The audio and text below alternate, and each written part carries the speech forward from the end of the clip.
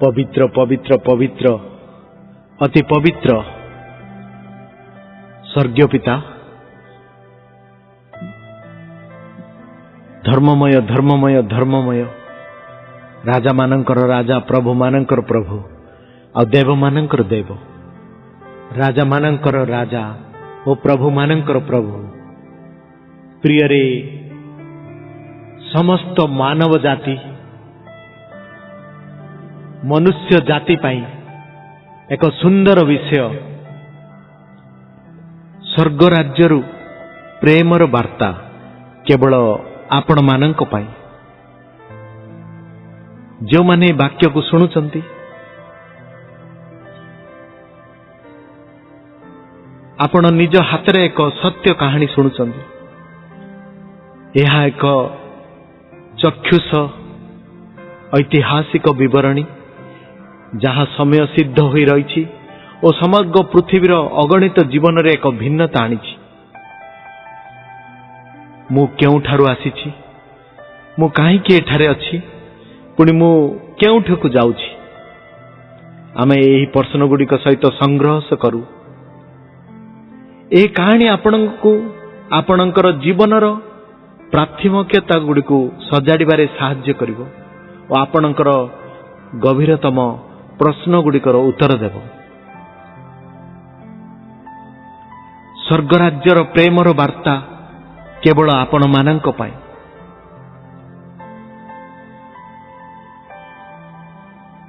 आज ए संसार रे प्रत्येक लोक धर्म पाई झगड़ा होचंदी। आज से प्रभु के, से सत्य प्रभु के केतोटी पद नहीं मु आपण माननको आगरे उपस्थापन करिबी। समस्या, धर्म, ईश्वरंकर दुनिया, ईश्वरंक विरोध रे पाप, परित्राण कर्तांकर जन्म, मृत्यु और शेष विचार और मनुष्य को थरे सुजोग।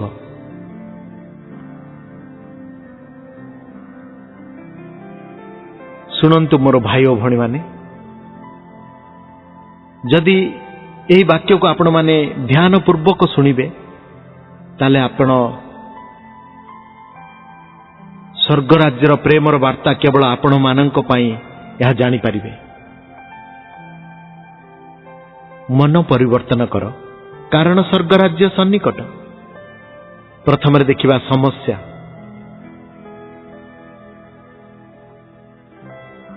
मोर प्रिय बंधु माने, आज आम चारि पाखरे अनेक समस्या रही। वास्तव में आमे समस्या मध्य ही बास करुछु। बेकारी एक समस्या, ग्लोबल वार्मिंग एक समस्या, सामाजिक मंदता एक समस्या एवं दुनिया रे एभली अनेक समस्या रही। किंतु मोर पर्यवेक्षण अनुसार विश्वर एक नंबर समस्या होची धर्म। जे कोनोसी धर्म जे कि मानविकतार मूल्य को निम्न बा ह्रास करुछि, से हेला ईश्वरंकर शत्रु। धर्म नाम रे हत्याकांड चली। धर्म दृष्टिकोणरू आतंकवादक मध्य प्रेरित। केतेक देश रे अस्पृश्यता धर्म द्वारा प्रेरित। धर्म हेतु घृणा अछि, धर्म हेतु असहिष्णुता अछि, धर्म हेतु जातिभेद रही। उच्च नीचर असमानता आम समाज रे मध्य रही आसीछि एवं विश्व रे प्राय 4200 धर्म अछि एवं सारा विश्व रे नूतन नूतन धर्म जन्म होइछि। मन रखतो जे धर्म आम समाज पाई गोटे चिरस्थायी समस्या एवं यार समाधान केवल आपण मानक पाखरे अछि। प्रिय बंधुगण, दयाकरी जानी रखंतु जे मनीष ईश्वरंकर द्वारा सृष्टि होइछि। मनीष जेते ज्ञानी गुणी हेले मध्य से केबे ईश्वरंकु तैयारी सृष्टि करिवार कल्पना मध्य करि पारिबो नाही। दुर्भाग्यवशत देवता माने ऑनलाइन क्रय एवं विक्रय पाई उपलब्ध बोली लोकमानंकु भ्रांत करा जाउछि। प्रिय बंधुगण, यह केबे संभव कि आमे प्रकृत रे ईश्वरंकर एवं आम जीवन एवं एही जगत पाई तांकर योजना विषय बुझी पारुछि कि? आसंतु शुणिबा धर्म।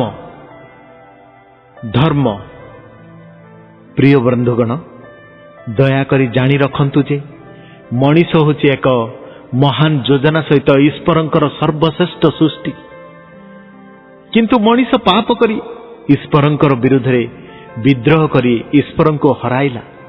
आज प्रत्येक मनीष सेमानंकर आत्मा रे जीवन रे गोटे शून्य स्थान अनुभव करती, जहाँ सेमानंको एक धर्म एवं नूतन ईश्वरं को खोजिबा को बाध्य करिथाए। कारण मनीष को धर्म रे ईश्वरं को खोजिबा शिखा जाउची। ईश्वरं पई लोकंक संधान धर्म सृष्टि करे। इतिहास कहे जे अतीत रे धर्म गुड़िक युद्धर उच्च धर्म केवल विनाश करे नाही, बरं यह विनाशर कारण होइथाए। तेणु आज पृथ्वी रे जहा दरकार नाही ता हेउची धर्म। आज मनीष समाज निज जीवन भितरे किछि गोटे खाली बा शून्य स्थान मने करुछि। आज जीवन रे शांति आउ तृप्ति बोलिबा विषय जम्मारू देखा जाउ नाही। मनीष आउ अधिक वर्ष बंचिबा को मध्य चाहू नाही। आज मनीष जा हराइछि ता धर्म नुहे, किंतु ता सत्य ईश्वर। जदि कौनसी व्यक्ति धर्म हराई नाहंती एवं जदि ताको एक धर्म किंबा सौ धर्म दिया जाए, तेबे कौनसी धर्म ताको संतुष्ट करि पारिबो नाही। तेणु मनीष आज जा हराइछि ता धर्म नुहे, बरं ईश्वर। ईश्वर पृथ्वी रे सृष्टि करथिबा प्रथम व्यक्ति थिले आदम, एवं ईश्वर आदम को कौनसी धर्म देई नथिले। तेणु बाइबल रो ईश्वर कहिसंती जे परमेश्वर आदमकर अधिपत्य राज्य देइछंती। परमेश्वर मनुष्य को पृथ्वी रे आईनगत अधिकार देइछंती। मनीष जा हराइला ता हेउची पृथ्वी रे शासन करिवार प्रभाव।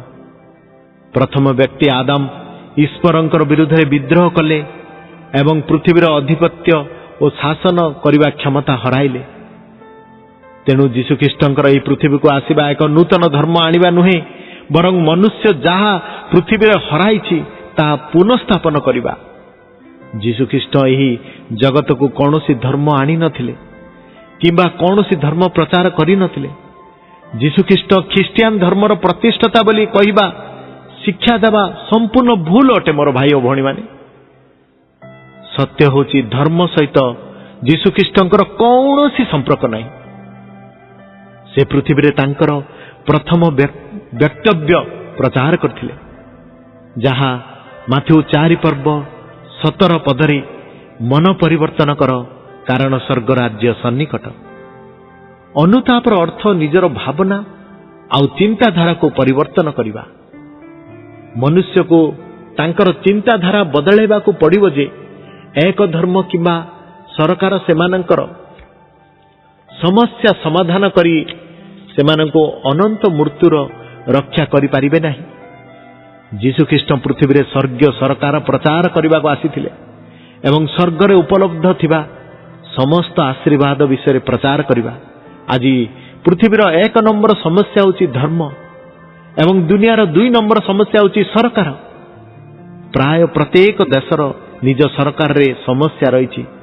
दुनिया एपरी कौनसी देश खुशी नाहंती, किंतु निज सरकार प्रति खुशी नाहंती, किंतु सेमाने निज सह संघर्ष करुछंती। जीशु कहिले जीशु ख्रीष्ट स्वर्गर एक सरकार नै आसीछंती एवं तांकर सरकार केबे मध्य अंत हेब नाही, अनंत काल पर्यंत रहिबो। जिसाय पुस्तक 9 पर्व और 6 पदरे तेणु से प्रकृत रे तांक नूतन सरकार माध्यम रे आमर समस्यार समाधान करबा को आसीछंती। दया करी बुझिबा को चेष्टा करंतु कि जीशु ख्रीष्ट कौनसी नूतन धर्म प्रचार बा ख्रिस्टियान धर्म स्थापन करबा को न आसी, बरं से एही जगत रे स्वर्गीय सरकार स्वर्गीय राज्य स्थापन करबा को आसीथिले। एक नूतन सरकार एक नूतन संस्कृति आनी था। तेणु पृथ्वी रे थिबा समस्त देश गुड़िक से स्वर्ग राज्य सहित पुनः संजोग हेबा आवश्यक, जद्वारा आमर समस्त नैतिक एवं सामाजिक समस्यार समाधान पाई आमे पृथ्वी उपरे स्वर्ग राज्य संस्कृति करि परिबा। आ संस्कृति पाई परिबा। हेले मोर भाई ओ भौणी माने देखिबा ईश्वरंकर दुनिया कौन, ईश्वरंकर दुनिया कौन। बंधुगण आज आमे एक भूल दुनिया खोजुछु, आमे एक भल जीवन चाहूछु। मने रखंतु जे धर्म आपणकर समस्यार समाधान करने को जाऊ नहीं, आपणकर इतिहास जांच करंतु। धर्म कौन सी समस्यार समाधान करी नहीं, बरं यह अधिक समस्या सृष्टि करिछि एवं मानविकता को नष्ट कर देइछि। आपण भाबुछंती कि जे आपणकर शेष सरकार वर्तमान सरकार अपेक्षा भल थिला, किंबा आपण भाबुछंती जे आपणकर भविष्यत सरकार एक भल सरकार हेबो। ईश्वर एक महान परिकल्पना एवं योजना रे ए पृथ्वी को सृष्टि कले। तांकर योजना थिला तांको स्वर्ग राज्य को विस्तार करिबा, जाकि ब्रह्मांड रे पृथ्वी नामक अन्य एक क्षेत्र पाई जहा अदृश्य। ईश्वरंकर मूल योजना थिला मनुष्य मानक माध्यम रे पृथ्वी रे तांकर स्वर्ग राज्य को विस्तार करिबा। सेति मनुष्य ईश्वर मनुष्य को निज प्रतिमूर्ति एवं सादृश्य सृष्टि कले एवं समुद्रर माछ, आकाशर पक्षी, क्षेत्र थिबा पशु एवं सबु किछि उपरे नियंत्रण एवं शासन करिबा क्षमता एवं एथिरे थिबा समस्त जिनिस उपरे एवं सेमानक उपरे शासन करिबा को अधिकार देले। जदि आदि पुस्तक 1 पर्व 26 पद जदि पढ़िबे, ईश्वर निज पाई स्वर्ग सृष्टि कले एवं मनुष्य मानक पृथ्वी देले। आ गीत संगीता 115 पर्व आ शेउल रे, कारण आकाश मंडल सृष्टिकर्ता सदाप्रभु एपरि कहती, से परमेश्वर अटंती। से पृथ्वी को निर्माण करी प्रस्तुत कले, से ता स्थापन कले, से ताहा शून्य करी सृष्टि न करी बसती स्थान हेबा पाई निर्माण कले। आमे सदाप्रभु आउ द्वितीय केही नाही। जिसाय पुस्तक 45 पर्व 18 पदर मध्य लेखा अछि, ईश्वर आधिपत्य को विभक्त करी कहले, स्वर्ग मोर अंचल एवं पृथ्वी तुमर अंचल। एवं यह बुझिबा आम पाई अत्यंत गुरुत्वपूर्ण। एवं तापरे आदि पुस्तक 1 पर्व 26 रे ईश्वर कहले, आसु आम्भे आपणा प्रतिमूर्ति रे एवं आपणा सदृश रे मनुष्य को सृष्टि करू। प्रतिमूर्ति शब्दर अर्थ चरित्र, नैतिक, प्रकृति, आत्मा, प्रकृति। किंतु आमे माने ईश्वर को न जानी थिबा हेतु एवं तांकर आज्ञा एवं नियम गुड़िक पालन न करिबा हेतु शरीरर कार्य गुड़ाक जहाँकि बेविचार, असुचिता, कामुकता, प्रतिमा पूजा, नरहत्या, कुहुक, शत्रुता, विवाद, द्वेष, क्रोध, स्वार्थपरता, दलभेद, मतभेद, ईर्षा, मतता, रंगरस इत्यादि प्रकार मंद कर्म गुड़ाक आम जीवन में देखा जाउअछि। किंतु जेबे आमे ईश्वर को जानिबा एवं तांकर आज्ञा मानी तांको प्रेम करिबा, तेबे आत्मा फल जहाँकि प्रेम, आनंद, शांति, दीर्घ सहिष्णुता, परोपकारिता, भद्रता, विश्वस्तता, मृदुता और आत्मसंजोग एपरिकी उत्तम आत्मा गुड़िक आम जीवन में देखादेव। तेबे ईश्वरंकर दया, शांति एवं ताहांकर आशीर्वाद आम एवं परिवार उपरे सदा काल रहिबो। प्रिय भाई और भौणी माने, ईश्वरंक विरुद्ध रे पाप कौन? आसंतु सुनिवा ईश्वरंकर विरुद्ध रे पाप। जेतेबेले प्रथम मनीष आदम ईश्वरं को अवमानना कला, ईश्वरंक विरुद्ध रे विद्रोह कला, ईश्वरंक विरुद्ध रे पाप कला, सेतेबेले से ईश्वर तांकु देइथिबा पृथ्वी उपरे आईनगत नियंत्रण हराइले।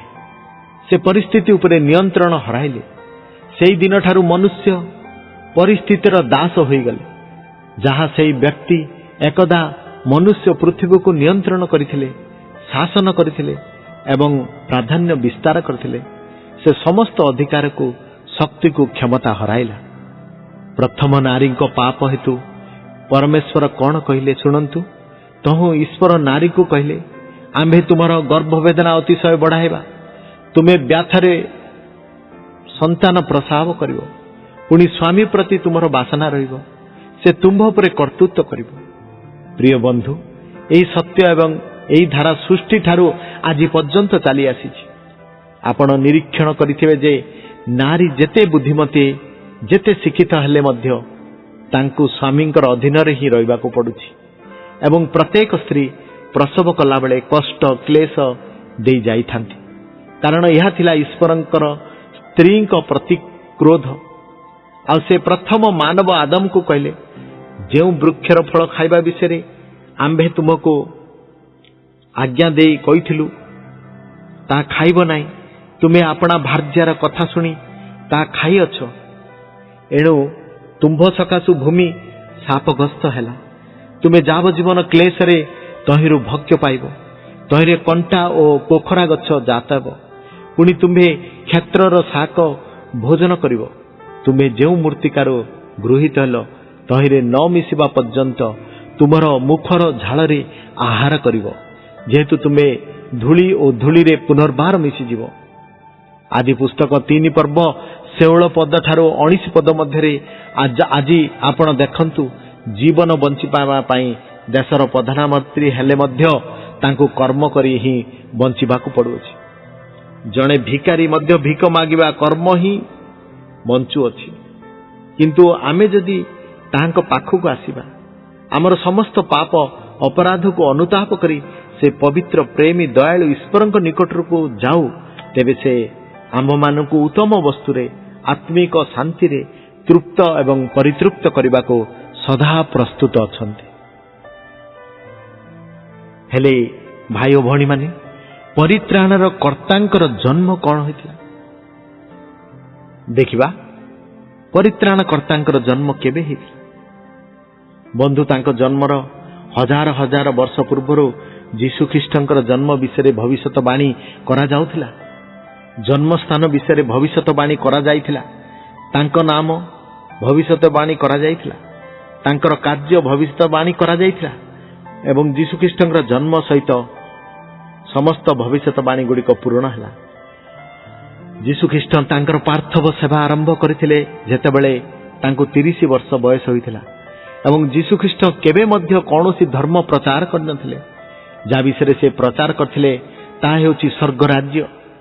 माथ्यू पुस्तक रे जीशु कहती, परमेश्वर राज्य पाई मन हृदय परिवर्तन कर। जीशु ख्रीष्ट पापरु समस्त भूल कार्यरु अनुताप विषय प्रचार करथिले। जीशु ख्रीष्ट पापरु समस्त भूल कार्यरु अनुताप विषय प्रचार कले। से जुआड़े गले सियाड़े केवल ईश्वरंकर राज्य विषय ही प्रचार करथिले। शत्रु को प्रेम करिबा, शत्रु को क्षमा करिबा विषय शिक्षा देउथिले। जीशु ख्रीष्ट रोगी मानकु सुस्थ कले एवं से आजि मध्य सुस्थ करंती। जेतेबेले आमे स्वर्ग रे थिबा पितांक निकट रे जीशुंक नाम रे प्रार्थना करू, ईश्वर आम प्रार्थना श्रवण करंती। जीशु पापी मानकु क्षमा कले एवं जीशुंक नाम रे ईश्वरंक निकट रे प्रार्थना पाप गुडी को क्षमा करी देई पारे। पाप क्षमा करिबा एवं जीवनर संपूर्ण एवं तांको सहित संपर्कर पुनरुत्थान पाई जीशु ख्रीष्ट समस्त मनुष्य को एक खोला नियंत्रण छाड़िछंती। आज आमे माने परिस्थिति उपरे शक्ति हराउछु। परिस्थिति उपरे आमर नियंत्रण नाही, कौनसी रोग उपरे नियंत्रण नाही, कौनसी समस्या उपरे नियंत्रण नाही, किंतु आनंदर विषय जे जीशु ख्रीष्टंक ठारे से समस्त शक्ति फेरी आसीछि। केवल ईश्वरंक ठारे जीशु ख्रीष्टंक नाम रे विश्वास द्वारा समस्त प्रकार आश्चर्य कर्म साधन होई पारिबो एवं मृत्यु को पराजय करा जाई पारिबो। तेबे मोर भाई और भौणी माने, मृत्यु और शेष विचार कौन? मृत्यु और शेष विचार कौन? बंधुगण, प्रत्येक मनुष्य पाई थरे जन्म थरे मृत्यु, मृत्युवरण पाई नियुक्ति होइछि एवं यहाँ पर विचार। मृत्यु पर बारंबार जन्म ग्रहण करने कौन सी प्रमाण नहीं। आपण केवल थरे जन्म एवं थरे मृत्युवरण करेंगे एवं मन रखंतु जे मृत्यु शेष नुहे, मृत्यु आपणर भाग्यर द्वार। मृत्यु पर द्वितीय सुजोग नहीं। एवरी पुस्तक 9 पर्व 27 रे कहा जाए मृत्यु पर कौन अच्छी ता हमको ठीक भाव में कहूँ विचार। किंतु जो माने ख्रीष्टंक ठारे अछंती ସେମାନଙ୍କୁ ଭୟ କରିବାର ଆବଶ୍ୟକ ନାହିଁ। ଯେଉଁମାନେ ଖ୍ରୀଷ୍ଟ ଯୀଶୁଙ୍କ ଠାରେ ଅଛନ୍ତି ସେମାନଙ୍କୁ କୌଣସି ନିନ୍ଦା କିମ୍ବା ଦଣ୍ଡ ନାହିଁ, ଯାହା ରୋମିଓ ପୁସ୍ତକ 8 ପର୍ବ 1 ପଦ କହୁଛି। ଆପଣ କିପରି ଖ୍ରୀଷ୍ଟଙ୍କ ଭିତରକୁ ଯିବେ? ବିଶ୍ୱାସ ଦ୍ୱାରା ଏବଂ ବାପ୍ତିସମ ଦ୍ୱାରା, ଯାହା ଗାଲାତୀୟ 3 ପର୍ବ 2 ପଦ ଠାରୁ 2 ପଦ ପର୍ଯ୍ୟନ୍ତ ଏବଂ 9 ପଦ ଠାରୁ ଆଉ 2 ପଦ ପର୍ଯ୍ୟନ୍ତ। ବନ୍ଧୁ, ଆଜି ଆପଣଙ୍କ ପାଇଁ ଏହା ଏକ ବହୁମୂଲ୍ୟ ଦିନ ଅଟେ। ଆଜି ଆପଣଙ୍କ ପାଇଁ ପରିତ୍ରାଣର ଦିନ ଅଟେ। ଆଜିଠାରୁ ଆପଣଙ୍କର ଜୀବନର ଦିଗ ସମ୍ପୂର୍ଣ୍ଣ ଭାବରେ ପରିବର୍ତ୍ତନ ହୋଇପାରିବ। ଆସନ୍ତାକାଲିର ଖରାପ ଜୀବନ ପାଇଁ, ଆସନ୍ତା ସମୟର ଦୁଃଖ, କଷ୍ଟ, କ୍ଲେଶ ପାଇଁ ଆପଣ ନିଜେ ହିଁ ଦାୟୀ ରହିବେ। ମୋ ପ୍ରିୟ ବନ୍ଧୁ, ଏହା ଆପଣଙ୍କର ଜୀବନ ପାଇଁ ଭଲ କିମ୍ବା ମନ୍ଦ ନିଶ୍ଚୟ କରିବା ସମୟ, ଜୀବନ କିମ୍ବା ମୃତ୍ୟୁକୁ ନିର୍ଣ୍ଣୟ କରିବାର ସମୟ। ଆଉ ଶେଷରେ ମୋର ଭାଇ ଓ ଭଉଣୀମାନେ, ସୁଯୋଗ ରହିଛି, ପରମେଶ୍ୱରଙ୍କ ପାଖକୁ ଫେରି ଆସନ୍ତୁ। ବନ୍ଧୁଗଣ, ଯଦି ଆପଣଙ୍କର ପାପ, ଆପଣଙ୍କର ଖରାପ ଅଭ୍ୟାସ, ଆପଣଙ୍କର ଅସୁସ୍ଥତା, ଆପଣଙ୍କର ଅର୍ଥ, ଆପଣଙ୍କର ଶିକ୍ଷା, ବ୍ୟବସାୟ, ମାନସିକ ଶାନ୍ତି ସହିତ ସଂଘର୍ଷ କରୁଛନ୍ତି, ଏହି ସୁଯୋଗକୁ ଅଣଦେଖା କରନ୍ତୁ ନାହିଁ। ସ୍ୱର୍ଗର ପରମେଶ୍ୱର ଆପଣଙ୍କୁ ସାହାଯ୍ୟ କରିବାକୁ ପ୍ରସ୍ତୁତ ଏବଂ ସକ୍ଷମ ଅଟନ୍ତି। ଯୀଶୁଖ୍ରୀଷ୍ଟଙ୍କ ମାଧ୍ୟମରେ ସବୁକିଛି ସମ୍ଭବ। ଈଶ୍ୱର କହନ୍ତି, ବିପଦରେ ଏବଂ ଅସୁବିଧାରେ, ସମସ୍ତ ପ୍ରକାର ସମସ୍ୟାରେ ମଧ୍ୟରେ ମୋତେ ଡାକ, ମୁଁ ତୁମ୍ଭକୁ ଉଦ୍ଧାର କରିବି ଏବଂ ତୁମକୁ ଶାନ୍ତି ଦେବି। ତୁମେ ମୋତେ ଗୌରବାନ୍ୱିତ କରିବ। ଆପଣ ଯଦି ଈଶ୍ୱରଙ୍କର ଏହି ମାଗଣା ଉପହାର ଗ୍ରହଣ କରିବାକୁ ପ୍ରସ୍ତୁତ, ତେବେ ବିଶ୍ୱାସର ସହିତ ଏହି ପ୍ରାର୍ଥନା କରନ୍ତୁ। ପ୍ରଭୁ ଯୀଶୁ, ମୁଁ ମୋର ପାପ ସ୍ୱୀକାର କରୁଅଛି ଏବଂ ତୁମର କ୍ଷମା ପ୍ରାର୍ଥନା କରୁଅଛି। ଦୟାକରି ମୋର ପ୍ରଭୁ ଏବଂ ତ୍ରାଣକର୍ତ୍ତା ଭାବରେ ମୋ ହୃଦୟ ମଧ୍ୟକୁ ଆସ। ମୋ ଜୀବନର ସମ୍ପୂର୍ଣ୍ଣ ନିୟନ୍ତ୍ରଣ ନିଅ ଏବଂ ପବିତ୍ର ଆତ୍ମାଙ୍କର ଶକ୍ତି ଦ୍ୱାରା ପ୍ରତିଦିନ ତୁମର ପଦାଙ୍କରେ ଚାଲିବାକୁ ମୋତେ ସାହାଯ୍ୟ କର। ମୋର ପାପ ସକଳ କ୍ଷମା କରିଦିଅ। ତୁମର ସ୍ୱର୍ଗୀୟ ଆଶୀର୍ବାଦ ମୋତେ ଦିଅ। ମୋତେ ତୁମର ସନ୍ତାନ ଭାବରେ ଗ୍ରହଣ କର। ଯୀଶୁଙ୍କ ନାମରେ ଏହି ନିବେଦନ ଶ୍ରବଣ କରୁଛି। ଯୀଶୁଙ୍କ ନାମରେ ଏହି ପ୍ରାର୍ଥନା କରୁଛି। ଆମେନ୍। ଏ ଛୋଟ ପ୍ରାର୍ଥନାରେ ପ୍ରଭୁ ଯୀଶୁ ଆପଣଙ୍କର ହୃଦୟକୁ ଆସିବେ। ଏହି ଯେଉଁ ବାକ୍ୟ କହିବା ବ୍ୟକ୍ତି କୌଣସି ଧର୍ମରେ ବିଶ୍ୱାସ କରନ୍ତି ନାହିଁ। ତେଣୁ ଦୟାକରି ଧାର୍ମିକ ମନୋଭାବ ନେଇ ଏ ବାକ୍ୟକୁ ଶୁଣନ୍ତୁ ନାହିଁ। ମୁଁ ବିନମ୍ର ଅନୁରୋଧ କରୁଛି, ଯଦି ଆପଣ ଈଶ୍ୱରଙ୍କ ବିଷୟରେ ଏବଂ ଈଶ୍ୱରଙ୍କ ରାଜ୍ୟ ବିଷୟରେ, ଆପଣଙ୍କର ସୃଷ୍ଟିର ଉଦ୍ଦେଶ୍ୟ ବିଷୟରେ ଅଧିକ ଜାଣିବାକୁ ଇଚ୍ଛା କରନ୍ତି, ତେବେ 6370917706 SMS କରନ୍ତୁ। ଆପଣ ଜାଣିପାରିବେ।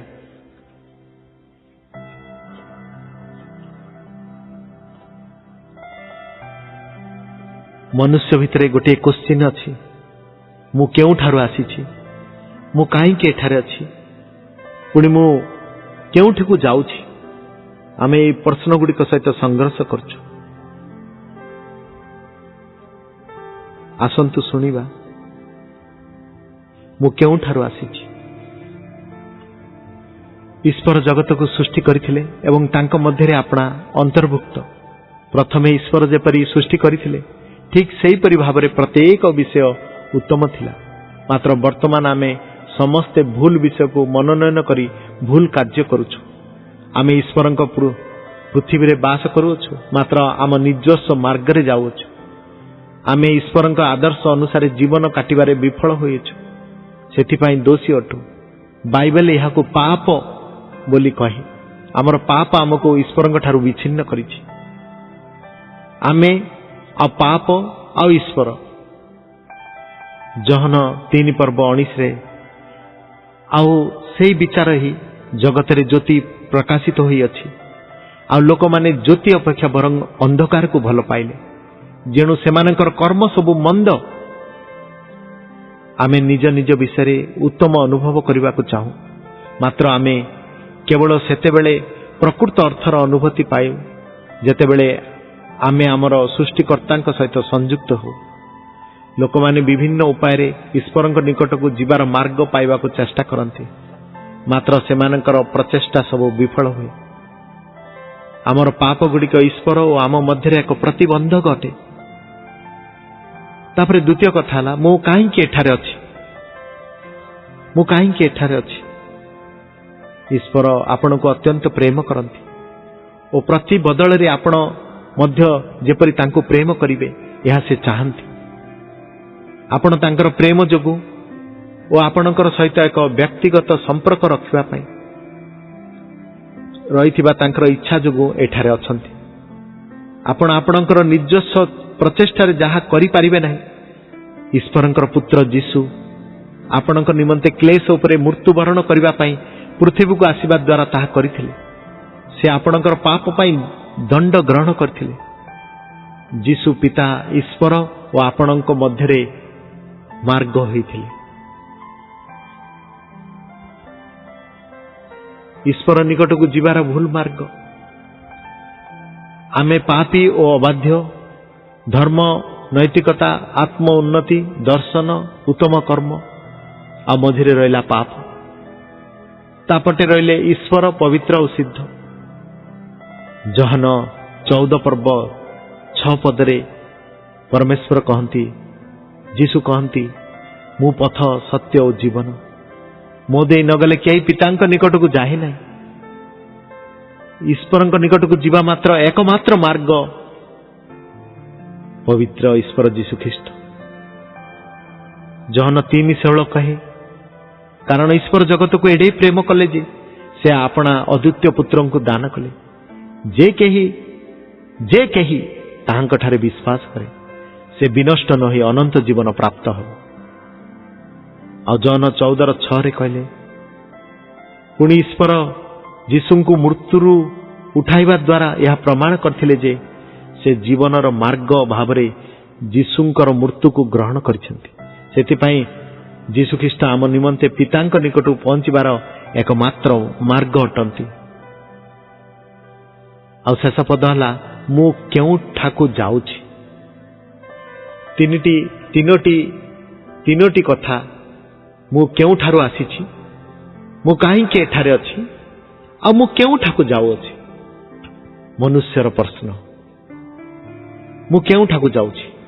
जीसु आमको नियंत्रण करंती, मात्र सतर्क मध्य करंती। जहन 3 पर्व 36 पदरे कहे, जे पुत्रंग ठारे विश्वास करे से अनंत जीवन प्राप्त होई अछि, मात्र जे पुत्रं को अमान्य करे से जीवन देखिब नाही, किंतु से ईश्वर को क्रोधर पात्र होई रही थाए। जदि आपण जीसु को माध्यम रे ईश्वर निकट को जीवार मार्ग खोजिबे नाही, तेबे आपण ईश्वर को व्यक्तिगत भाव में जानिबे नाही और आपण जीवनर साक्षी मूल्य रहिबो नाही। आपण मृत्युवरण करबा परे ईश्वर ठारू चिर दिन पाई पृथक हेबे। बाइबल यहाँ नर्क कहे। मात्र जदि आपण जीसु को आपणकर प्रभु और त्राणकर्ता भाव में ग्रहण करिवे, तेबे ईश्वर सहित आपणकर एक व्यक्तिगत संपर्क रहिबो और आपण चिर दिन पाई तांको सहित वास करिवे। बाइबल यहाँ स्वर्ग मध्य कहे। तापले देखिबा आपण केउ मार्ग रे जाउ अछंती।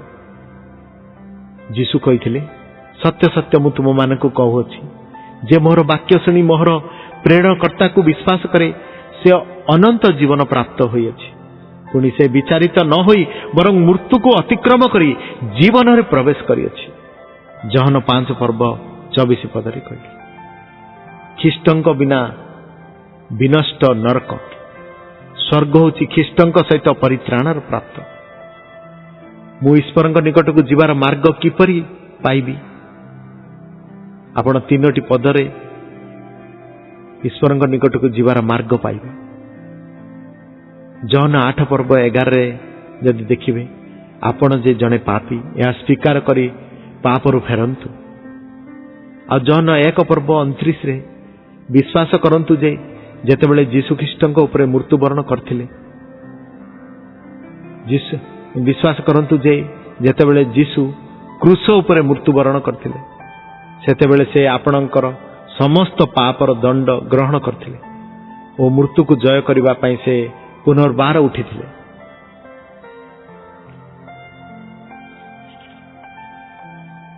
आ तृतीय कथा हला जहन 1 पर्व 12 पद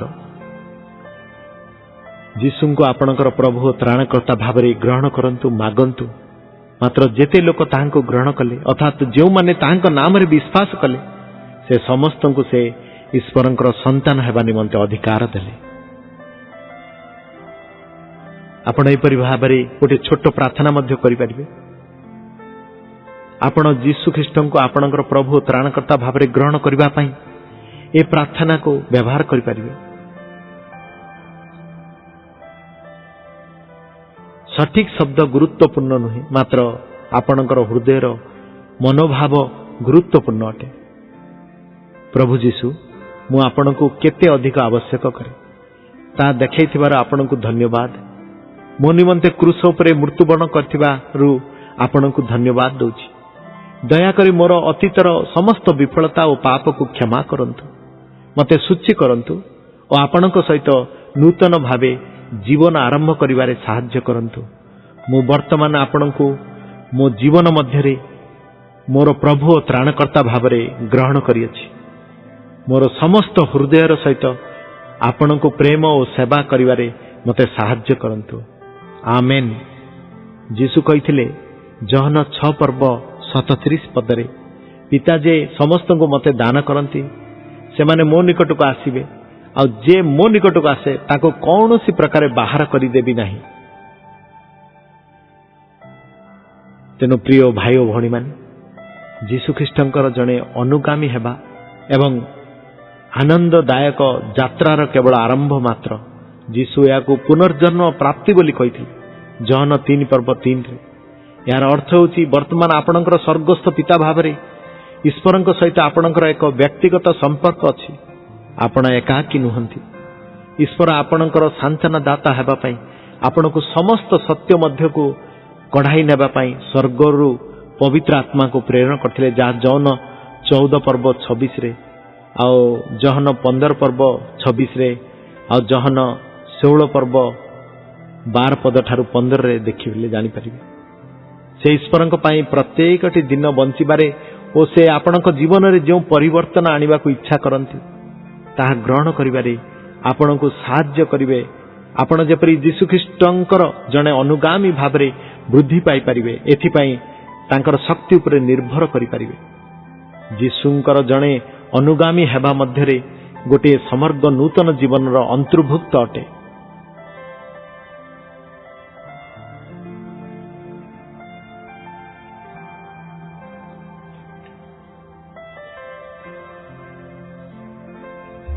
जीशु होचंती सत्य। ए सत्य घटना द्वारा आपणक जीवन में परिवर्तन आसी पारे। ए जगत रे जन्म ग्रहण करथिबा समस्त प्रभावशाली व्यक्ति मध्य जीशु ख्रीष्ट होचंती श्रेष्ठ। तांको जीवनर प्रारंभिक पर्याय अति साधारण मानर थिला।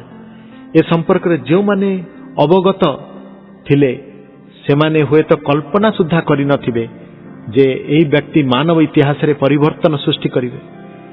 किंतु जो माने तांको संगे अंतरंग बंधुता थिले तांको अनन्यतार परिचय से माने पाइथिले। जने साधारण मनुष्य रूप रे जन्म ग्रहण करिथिले सुद्धा पिता ईश्वरଙ୍କ ठारू ख्रीष्ट जे प्रेरित ए विश्वासी नियता से माने अनुभव करिथिले। चारि मंगल सुसमाचार लेखकर माथ्यू मार्क लूक जहन अपना पुस्तक समय जीशुଙ୍କ पार्थवी जीवनर गुरुत्वपूर्ण घटनावली को प्रतिपादित करिसेंति। या सुसमाचार बा सुसंवाद नाम रे परिचित। जीशुଙ୍କ संगे रही से माने अनुसरणकारी भावरे निज अनुभूति को किंबा अन्य मानक ठारू प्राप्त विश्वास योग्य एवं भरोसा उत्पन्नकारी साक्ष्य सकलरु निज पुस्तक मान प्रस्तुत कले।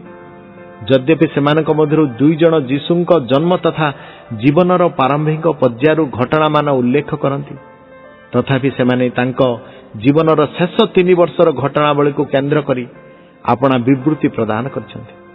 कारण से जीवनर शेष पर्याय जड़े महान शिक्षक समाजर जड़े न्यायवंता कर्ता महान आश्चर्यजनक सुस्थकारी तथा आध्यात्मिक नेता भावरे प्रसिद्ध लाभ करथिले।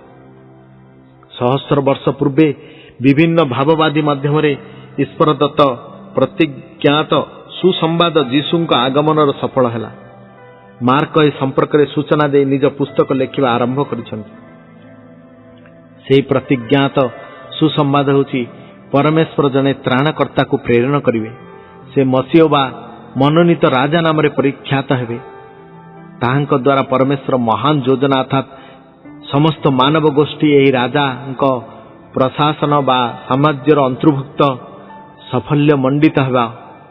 जहन उद्धारकर्ता ख्रीष्ट को सही वाक्य जे कि सृष्टि पूर्वर परमेश्वर संगे थिले यही विषय दर्शाई निज पुस्तक लिखिबा आरंभ करथिले।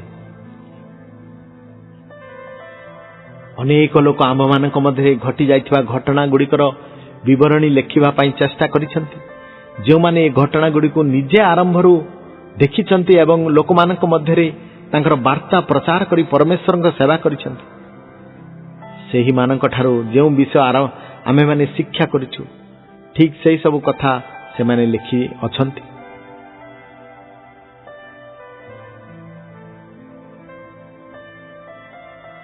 जीशु अनेक गुड़िया अन्य आश्चर्य क्रिया गुड़िक कले। से गुड़िक तांकर शिष्य माने देखिले। से आश्चर्य क्रिया गुड़िक पुस्तक रे यही सब लेखा होइछि। जेपरि तुम्हें विश्वास करिवो जे जीशु होचंती ख्रीष्ट और परमेश्वर पुत्र अटंती और विश्वास करी तुम्हें माने तांकर नाम द्वारा जीवन प्राप्त हेबो। एथिपाई से बाइबल देइछंती।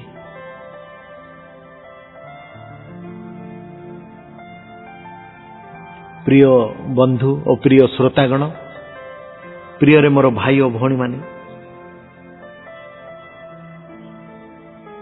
मु आपण मानकु गोटे गप माध्यम रे गोटे विषय कहवा को चाहे। पात्र भाईंकर हृदय।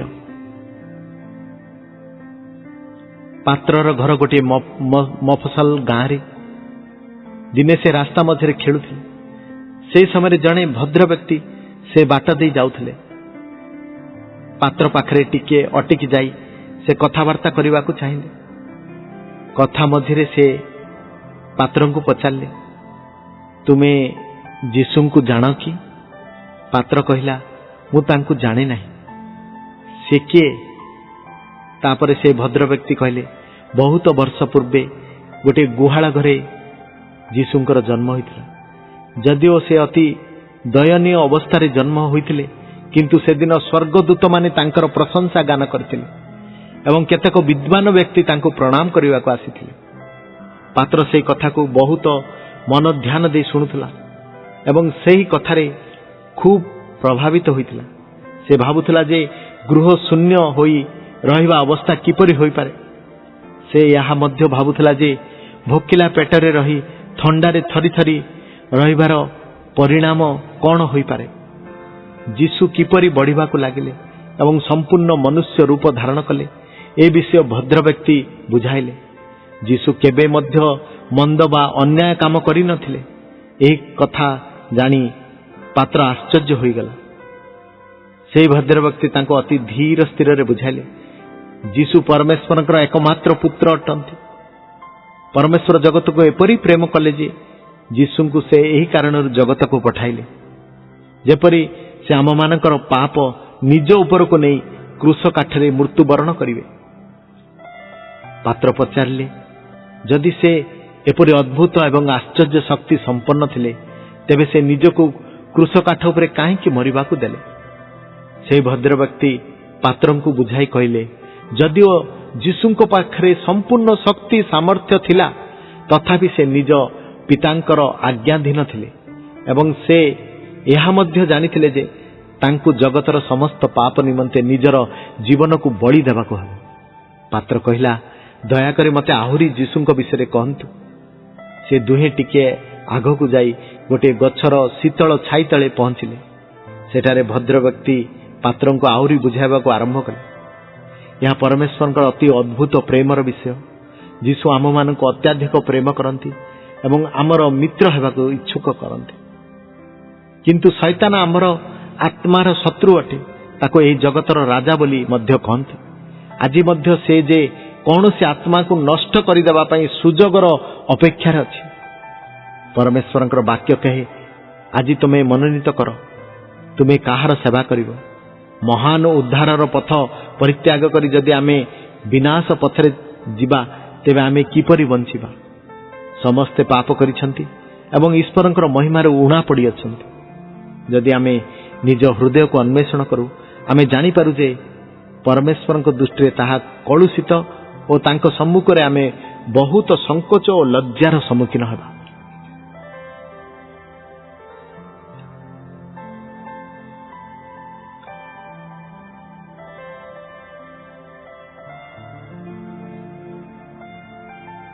पुणी थरे पात्र भाई को से कहले परमेश्वर मनुष्य को पवित्र और सिद्ध होगा निमंते सृष्टि कले। गोटे आखिर चित्र देखाई कहले ये आखिर चित्र रे आमे परमेश्वर सर्वव्यापी चक्षु देखा पाऊ। आमे जहा भी करू से ताहा देखि पारंती, आमे जहा भी कहू से शुणती। पात्र तुमे केबे अन्य मानक विषय खराब और नीच कथा चिंता कर कि आ तुमे केबे अन्य मानक ठारू निजर को बहुत अधिक भलो बोली भाव कि? यह को गर्व और स्वार्थपरता कहती। से गोटे मयूर चित्र को देखाई कहले यह गर्वर प्रतीक अटे। मयूर जेतेबेले कला बौद्ध आसे से नाच करे एवं कहे मो ठारू सुंदर ए दुनिया रे कौन सी प्राणी नुहे। यह गर्व को बुझाए। तुम्हें कौन जान जे मयूर गोटे गर्वी और स्वार्थपर पक्षी अटे। तापरे आ गोटे कथा कहले पात्र भाई तुम्हें केबे कौन समस्या रे पड़िछ जे जेउ कार्य तुम्हें करिछ ता तुमर करिवा उचित नथिला। अच्छा ए पाप को प्रदर्शन करबा पय आमे गोटे छेलीर चित्र को नेलु कारण यह अन्य मानक ठारू भिन्न पशु अटे। यह एक पेटुक तथा लोभी प्राणी अटे। मनुष्यर स्वभाव मध्य से प्रकार जहाँ ईश्वर दृष्टि रे मंद अटे। पात्र भाई तुम्हें अधिक खाद्य लोभी किंबा कौन से कार्य करने को आलस्य प्रकट कर ताको आमे गोटे घुसरी चरित्र सह तुलना करवा। घुसरी एक असुचि प्राणी अटे। यह मैला खाई थाए एवं पंक कादुरे लुटु थाए। मनुष्यर स्वभाव मध्य से प्रकार खराब विषय खाइबा और असना स्थान रे पड़ी रहिबा यह ईश्वर घृणा करंती। तापरे पात्र भाई को गोटे व्यंगर चित्र नहीं से कहले तुम्हें कौन केबे मिथ्या कहानी सुनिछ अन्य मानक विरोध रे बचासा करिछ किमा बचासा करिवार सुनिछ। यह मध्य एक पाप अटे। सेति आमे गोटे व्यंगर चित्र दर्शाइलु। यह मिथ्या बचासाकारी लोक मानकर प्रतीक अटे। तापरे पात्र भाई आमे कदापि ईर्षार हृदय एवं अविश्वासी हृदय को पसंद करवा नहीं। यह गोटे सर्पर चित्र अटे। एणु आमे गोटे सर्पर चरित्र द्वारा यार तुलना करिथाउ जे कि प्रतारणा एवं ईर्षार प्रतीक अटे। तुमे केबे क्रोध प्रकाश कर कि किए जदि दुख दिए ता बदले तुमे मध्य ताकू दुख देबाकू इच्छा करिथाउ कि? यही बाघर स्वभाव बाघर चित्र नहीं पात्र भाई को देखाइले। क्रोध करिबा एवं अन्य मानन को आक्रमण करिबा तुमे के यह होची गोटे बाघर चित्र। तापरे गोटे कईंचर चित्र नहीं से कहले तुमे केबे आलस्य प्रकाश कर कि? तुमको किछि काम दिया गले तुमे बड़ मानकर आज्ञा को अवमान कर कि? एथिरे कईंचर चरित्र प्रदर्शन करागला। से आपणार कार्य पूरा जत्न सह करि पारेनि। पात्र कहला महाशय ए समस्त पाप मो हृदय रे देखिबा को मो मिलुछि। मु किपरि ए पापरु मुक्ति होई पारिबि? जेतेबेले पूर्वोक्त समस्त पाप आम हृदय रे जात होछि सेतेबेले शैतान आमर हृदय उपरे राजत्व करुछि और आमर प्रकृत शांति और आनंद को नष्ट कर देउछि। शैतान रो एक काल्पनिक चित्र पार्श्व रे दियागला। परमेश्वर स्वर्ग रे रही आम समस्त को देखुचंती। सेही दयालु परमेश्वर तांकर बाणी सुनाइबा पई स्वर्गदूत मान को प्रेरण करती। से आपणार पवित्र आत्मा को पठांती जे कि तांकर वाक्य बुझिबा पई सहाय्य करती। से आम हृदय परिवर्तन आनती एवं परमेश्वर पथरे चलने को सहायता करती। पवित्र आत्मा परमेश्वर ठारू आगत पवित्र एवं स्वर्गीय अटंती। पात्र प्रभु जीशुंक पवित्र आत्मा द्वारा सूचीकृत हेबा एक आत्मिक अनुभूति। तुम हृदय मध्य को जेतेबेले पवित्र आत्मा प्रवेश करती सेतेबेले से तुम हृदय को नियंत्रण करिथांती। पात्र तुमे तुमर पाप स्वीकार करी जीशुंक नाम रे पाप क्षमा निमंते परमेश्वर को जदि प्रार्थना करिवो तेबे से तुमर हृदय को परिष्कार करिवे ओ तुमे आउ केबे पाप करिवो नहीं। वर्तमान तुमे कौन एपरि करिवो? तापरे पात्र नम्र भावरे निजर समस्त पाप निमंते अनुताप कला। जेपरि से भद्र व्यक्ति तांको कहले से जीशुंक नाम रे पाप क्षमा निमंते परमेश्वर निकट रे प्रार्थना कला एवं निजर हृदयर पवित्रता निमंते मध्य प्रार्थना कला। निजर अश्रुभरा मुख को उठाई भद्र व्यक्ति आड़ को चाही कहला तार एक अन्य धरणर अनुभव होउछि एवं अति प्रसन्नता उत्साह तांको पुलंकित करुछि। तापरे ख्रीष्टंक सेवक तांको कहले जे याकु ही प्रकृत शांति कहंती।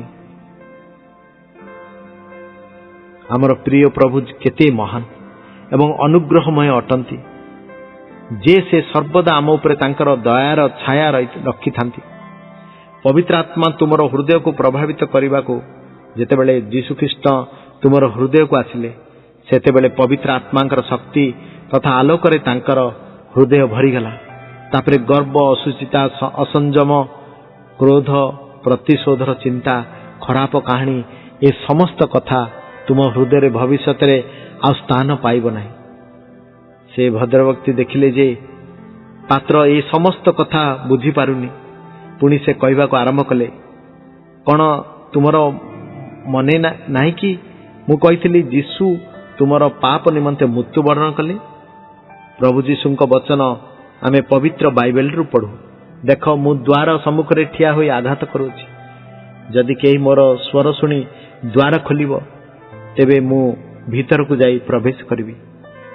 द्वार हृदय को बुझाउछि मो भाई और भौणी माने। पात्र तार हृदय गोटे कोठरी सदृश्य जार गोटे कबाट अछि।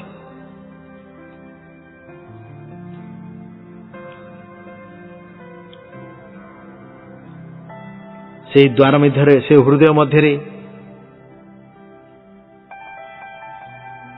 मयूर बेंग बाघ कईच सर्प छेली एवं घुसुरी ए हृदय भितर तैथिवार पात्र देखि पाला। एथिरे तुमे दुर्गंधमय पाप को रखिथिल। जीशु तुमर हृदयर कबाट पाखरे थाई ठक ठक शब्द करुथुवार तुमे सुनिछ। जेतेबेले पर्यंत तुमे द्वार खोली नथिल सेतेबेले पर्यंत से भीतर को आसी पारि नथिले। कारण तुमे जानिछ कबाटर कलिंकी कबाट भीतर पाखरे थाए। जेतेबेले तुम निजर पाप स्वीकार कल सेतेबेले तुमे द्वार खोलीदेल आ जीशु सेठारे बास करिया पई भीतर हृदय भीतर को प्रवेश कले। सेथिपई तुमे आज एते आनंदित एवं तुमर मनरे एते परिवर्तन देखा जाउछि। निश्चित भाव तुमर हृदय परिवर्तन होइछि। तुम हृदय थिबा पच्चा सड़ा गंधयुक्त पाप वर्तमान तुम हृदय दूरेई जाइछि। वर्तमान तुमर हृदय पवित्र आत्मांक द्वारा परिपूर्ण। अन्य मानक प्रति तुमर जो कोठर एवं नीच विचार थिला वर्तमान से स्थान प्रेम रे भरी जाइछि। एही विषय प्रति तुमे सचेतन हेबा आवश्यक। परमेश्वर सर्वव्यापी चक्षु वर्तमान मध्य तुमको देखुछि। प्रथम प्रेम उच्च तुमर पापपूर्ण हृदय को देखुथिला किंतु वर्तमान परमेश्वर चक्षु आग्रह रे तुमर हृदय को देखुछि। से तुमर आत्मा को शत्रुर जलंता तीर ठारू रक्षा करिवे। वर्तमान ठारू प्रभु जीशु सर्वदा तुमर हृदय रे अवस्थान करिवे। यह कौन बड़ सौभाग्यर कथा नुहे पात्र? तुमे परमेश्वर आज्ञा को पालन करियछ। तेणु जीशु तुम हृदय रे अवस्थान करने को प्रसन्न अटंती। जीशु अत्यंत दयालु एवं विश्वास योग्य अटंती। से सर्वदा तुमर सुख दुखर साथी हेबा को चाहती। से तुमर सुख दुखर सहाय हेबा को चाहती। कौन यह आश्चर्य कथा नुहे जे जीशु ख्रीष्ट सदा सर्वदा तुम हृदय रे वास करिवे। परमेश्वर आमर स्वर्गस्थ पिता जीशु ख्रीष्ट तांकर पुत्र तथा आमर उद्धारकर्ता। आमे तांकर बंधु पुत्र तथा प्रतिवासी अटु। जदि आमे परमेश्वर सहित संपर्क रखिबा तेबे आमे समस्त प्रयोजन आशा अनुसार प्राप्त हेबा।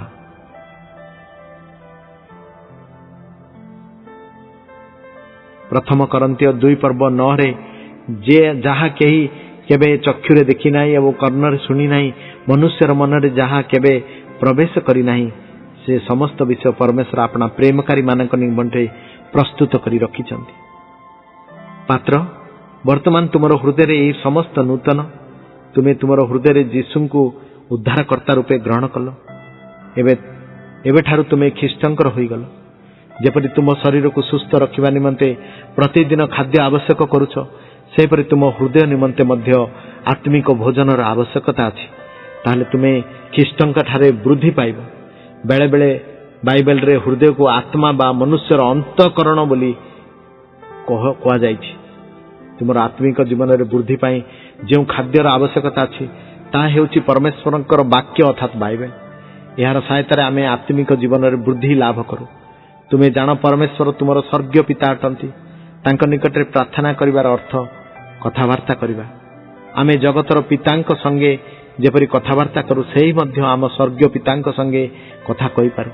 तुमे भोजन कले ताहा शरीर को जाए सेही प्रकार ख्रीष्टंक संतान हेबारू तुमे परमेश्वरंक दत्त बाइबल रो वाक्य को अंतर रे ग्रहण कर। ए वाक्य तुमको ख्रीष्टीय जीवन रे वृद्धि पाइबा को सहाय्य करिवो और विभिन्न पापरु तुमको रक्षा करिवो।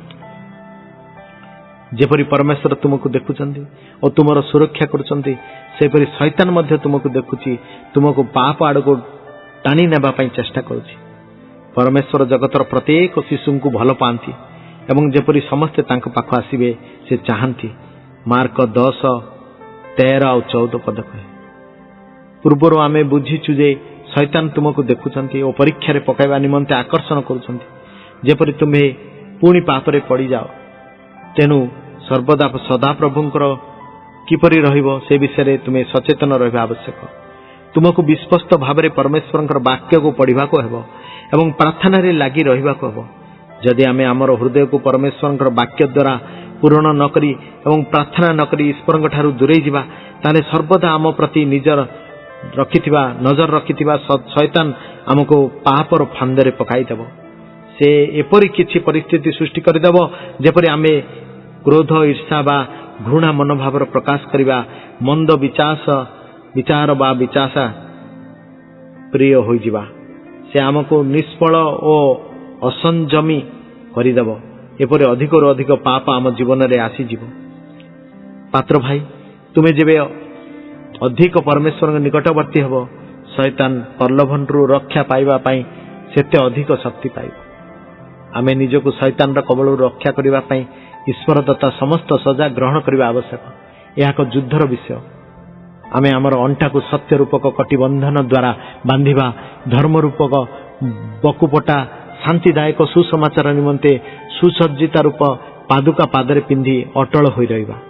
एफिसियो 6 पर्व 13 ठारू 17 पदरे यह कहे। प्रिय श्रोतागण जेपरि जीशु पात्र निमंते मृत्युभोग भोगी सेहीपरि से आपणक पई जगतर सान बड़ प्रत्येक व्यक्ति पई मृत्युभोग करथिले। से आपणक मध्य प्रेम करंती लोड़ंती। एणु आपण मध्य तांक निकट को आसंतु। प्रत्येक दिन पात्र परमेश्वर एवं तांकर पुत्र जीशु ख्रीष्टंक सह कथा कुहे और तांक सहित चलुछि। से बहुत आनंद और शांति अनुभव करुछि और परमेश्वर तांको केते प्रेम करंती ता से शिक्षा करुछि। से बुझी पारुछि जे परमेश्वर परिवार रे ताकु जोग करिबा पई प्रभु जीशु विराट मूल्य दैछन्ति। क्रोधी ईर्षान्वित लोके जीशु को क्रूसरे चढ़ाइथिले एवं से क्रूसरे अशेष जंत्रणा सहिथिले। से सही क्रूसरो ओल्हाई पारिथान्ति किंतु जगतर प्रत्येक बालक बालिका पुरुष एवं स्त्री निमंते निज जीवन को बलि देले। मृत्युर ठीक 3 दिन परे से पुनरुत्थित हले। पाप मृत्यु और नरक उपरे से चिरकाल पाई विजय लाभ कले। प्रियर भाई और भणी माने हे बालक बालिका हे नर और नारी आज जीशु आपणकर हृदय द्वार रे खटखट आघात करुछन्ति। जेपरि से पात्र हृदय रे प्रवेश कले एवं तांकु परिवर्तन कले सेहीपरि से आपणकर पाई मध्य आश्चर्य कार्य करि पारन्ति। ଆଜି ହିଁ ଆପଣଙ୍କର ସୁଯୋଗ। ଆପଣ ତାଙ୍କୁ ନିମନ୍ତ୍ରଣ କରନ୍ତୁ। ବର୍ତ୍ତମାନ ଯୀଶୁ ତାଙ୍କ ପିତାଙ୍କର ଡାହାଣ ପାର୍ଶ୍ୱରେ ଉପବିଷ୍ଟ ଅଛନ୍ତି। ତାଠାରେ ବିଶ୍ୱାସକାରୀ ସମସ୍ତଙ୍କ ନିମନ୍ତେ ସେ ତାଙ୍କ ପିତାଙ୍କ ନିକଟରେ ବିନତ କରୁଛନ୍ତି, ଯାହା ରୋମିଓ 8 ପର୍ବ ଆଉ 34 ପଦରେ ପଢ଼ିଲେ ଜାଣି ମିଳେ। ଯେତେବେଳେ ସେ ପୃଥିବୀରେ ଥିଲେ ସେ ପ୍ରତିଶ୍ରୁତି ଦେଉଥିଲେ ଯେ ସେ ତାଙ୍କ ବିଶ୍ୱାସୀମାନଙ୍କୁ ସ୍ୱର୍ଗ ରାଜ୍ୟକୁ ନେବାକୁ ପୁଣି ଥରେ ଆସିବେ। ଜହନ 14 ପର୍ବ 3ରେ ଏହା କହିଛନ୍ତି। ତାଙ୍କ ଆସିବା ସମୟ ପର୍ଯ୍ୟନ୍ତ ଅପେକ୍ଷା କରି କୌଣସି ନିଷ୍ପତ୍ତି ନ ନେବା ଅତି ବିପଜ୍ଜନକ ବିଷୟ। ସେ ଆଜି ମଧ୍ୟ ଆସିପାରନ୍ତି। ପରେ ଆପଣ ତାଙ୍କୁ ଉଦ୍ଧାରକର୍ତ୍ତା ରୂପେ ଗ୍ରହଣ କରିବା ହୁଏତ ବହୁତ ବିଳମ୍ବ ହୋଇଯିବ। ଯୁଦ୍ଧ, ରୋଗ, ସଙ୍କଟ, ଭୂମିକମ୍ପ ଓ ମୃତ୍ୟୁ ଆମର ଚତୁର୍ଦିଗରେ ଘେରି ରହିଛି। ଆଜି ଏ ଜଗତରେ କୌଣସି ଶାନ୍ତି ନାହିଁ। ଆଜି ଯିଏ ଧନୀ କାଲିକି ସେ ଗରିବ, ଆଜି ଯିଏ ଗରିବ କାଲିକି ସେ ଧନୀ। କୌଣସି ଜିନିଷ ସ୍ଥିର ନୁହେଁ। ଆମମାନଙ୍କ ମଧ୍ୟରୁ କେହି ହେଲେ ଭବିଷ୍ୟତର କଥା ନିର୍ଦ୍ଦିଷ୍ଟ ଭାବେ ଜାଣିନାହୁଁ, କିନ୍ତୁ ପ୍ରତ୍ୟେକଙ୍କ ପାଇଁ ମୃତ୍ୟୁ ସୁନିଶ୍ଚିତ। ମୋ ଭାଇ ଓ ଭଉଣୀମାନେ, ଯୀଶୁଙ୍କ ବିହୀନ ମୃତ୍ୟୁର ଅର୍ଥ ଅନନ୍ତ କାଳ ପାଇଁ ବିନାଶ, ଅନନ୍ତ କାଳ ପର୍ଯ୍ୟନ୍ତ ତାଙ୍କଠାରୁ ବିଚ୍ଛିନ୍ନ ହେବା। ଯୀଶୁଖ୍ରୀଷ୍ଟଙ୍କ ଠାରେ ରହି ମରିବା ଅର୍ଥ ଅନନ୍ତ କାଳ ପର୍ଯ୍ୟନ୍ତ ତାଙ୍କ ସହ ଜୀବିତ ରହିବା। ଚିରକାଳ ଆମେ ସ୍ୱର୍ଗରେ ତାଙ୍କର ଆରାଧନା କରୁଥିବା। ସେଠାରେ ସ୍ୱର୍ଗରାଜ୍ୟରେ କ୍ଷୁଧା ବା ତୃଷା ନାହିଁ, ରୋଗ ସଙ୍କଟ ନାହିଁ କିମ୍ବା କାହାର ମୃତ୍ୟୁ ନାହିଁ। ଆଜି ହିଁ ଆପଣ ତାଙ୍କୁ ଆପଣଙ୍କ ହୃଦୟ ମଧ୍ୟକୁ ଆହ୍ୱାନ କରନ୍ତୁ, ତାଙ୍କ ଦ୍ୱାରା ପରିପୂର୍ଣ୍ଣ ହୁଅନ୍ତୁ। ସେ ଆପଣଙ୍କୁ ଏପରି ଶାନ୍ତି ଓ ଆନନ୍ଦ ଦେବେ ଯେ ଯାହା ଆପଣ କେବେ ବି ଅନୁଭବ କରିନଥିବେ। ମୋ ହୃଦୟ, ମୋ ଅନ୍ତର ମଧ୍ୟକୁ ଆସ ପ୍ରଭୁ ଯୀଶୁ। ଆଜି ତୁମେ ଆସ, ଚିରକାଳ ପାଇଁ ମୋ ହୃଦୟକୁ ଆସ ପ୍ରଭୁ ଯୀଶୁ। ଯଦି ଆପଣ ତାଙ୍କ ଉପରେ ବିଶ୍ୱାସ କରିବେ ତାହେଲେ ପ୍ରଭୁ ଯୀଶୁ ଆପଣଙ୍କର ପାପକୁ କ୍ଷମା କରିବେ, ଆପଣଙ୍କୁ ନୂତନ ଆଶା ଦେଇ, ନୂତନ ଆକାଂକ୍ଷା, ନୂତନ ଲକ୍ଷ୍ୟ, ନୂତନ ମନ ପ୍ରଦାନ କରିବେ। ଆପଣଙ୍କର ସବୁ ସମସ୍ୟାର ସମାଧାନ କେବଳ ଯୀଶୁଙ୍କ ନିକଟରେ ଅଛି। ପ୍ରିୟ ଭାଇ ଓ ଭଉଣୀମାନେ, ମୁଁ ଆଶା କରେ ଯେ ଆପଣ ଏହି ବାକ୍ୟକୁ ଶୁଣିଲେ ଆପଣ ହୃଦୟର ବାସ୍ତବିକତା ବୁଝିପାରୁଥିବେ। ଆପଣଙ୍କର ଜୀବନକୁ ଅସ୍ତବ୍ୟସ୍ତ କରି ପକାଉଥିବା ପାପର ସ୍ୱଭାବ ଏବଂ ଶୈତାନର ବନ୍ଧନରୁ ମୁକ୍ତି ପାଇବା ଦିଗରେ ଏହି ବାକ୍ୟ ସହାୟକ ହେବ। ମୃତ୍ୟୁ ପରେ ପୁଣି ବିଚାର ଅଛି। ଆଇବ 20:27 କହେ ଯେ ମୃତ୍ୟୁ ପରେ ପରମେଶ୍ୱର ଯୀଶୁ ଆକାଶ ଏବଂ ପୃଥିବୀକୁ ବିଚାରରେ ଆଣିବେ। ହବକୁକ 2:11 କାନ୍ଥ, ବାଡ଼, ପଥର, କଡ଼ି, କାଠ ଉତ୍ତର ଦେବ ତୁମ ବିଚାର ପାଇଁ। ପୁଣି ପ୍ରକାଶିତ 20:12 ଜୀବନ ପୁସ୍ତକ ସାକ୍ଷୀ ଦେବ। ଏ ତିନିଟି ସାକ୍ଷୀରୁ କେହି ଫିଟିବେନି ମୋ ଭାଇ ଓ ଭଉଣୀମାନେ। ତେଣୁକରି ପ୍ରଭୁ ଯୀଶୁ ଖ୍ରୀଷ୍ଟଙ୍କୁ ଆଜି ହିଁ ତ୍ରାଣକର୍ତ୍ତା ଭାବି ଗ୍ରହଣ କରନ୍ତୁ। ପ୍ରିୟ ଶ୍ରୋତାଗଣ,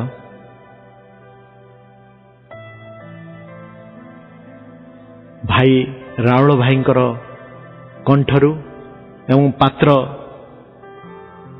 ତ୍ରିପତି ଭାଇ ପାତ୍ରଙ୍କର କଣ୍ଠରୁ ଆପଣ ଏ ସୁସମାଚାର ଶୁଣିଲେ। ରାଉଳ ଭାଇଙ୍କର ଲେଖାରୁ ଓ ପାତ୍ର ଭାଇଙ୍କର କଣ୍ଠରୁ ଆପଣମାନେ ଏ ସୁସମାଚାର ଶୁଣିଲେ। ଓ ଖ୍ରୀଷ୍ଟରେ ଥିବା ମୋର ଭାଇ ଓ ଭଉଣୀମାନେ, ପ୍ରଭୁ କୌଣସି ଧର୍ମ ପାଇଁ ଆସିନଥିଲେ, କୌଣସି ଜାତି ପାଇଁ ଆସିନଥିଲେ, ସେ ମାନବ ଜାତି ପାଇଁ ଆସିଥିଲେ। ଯୀଶୁଙ୍କୁ ଗ୍ରହଣ କରନ୍ତୁ ଏବଂ ସ୍ୱର୍ଗ ରାଜ୍ୟରେ ଅନନ୍ତ ଜୀବନରେ ବାସ କରନ୍ତୁ। ପ୍ରଭୁ ଏ ବାକ୍ୟ ଦ୍ୱାରା ଆପଣଙ୍କୁ ଆଶୀର୍ବାଦ କରନ୍ତୁ। ପାତ୍ର ଷ୍ଟିୱାରସିପ୍ ଏଲ୍ ସଦାଇ ଫାଉଣ୍ଡେସନକୁ ଆପଣ ପ୍ରାର୍ଥନାରେ ରଖନ୍ତୁ। ଯୀଶୁଙ୍କ ନାମରେ ମୁଁ ତ୍ରିପତି ପାତ୍ର ଆପଣମାନଙ୍କୁ ନମସ୍କାର ଜଣାଏ। ଆମିନ୍, ଆମିନ୍, ଆମିନ୍।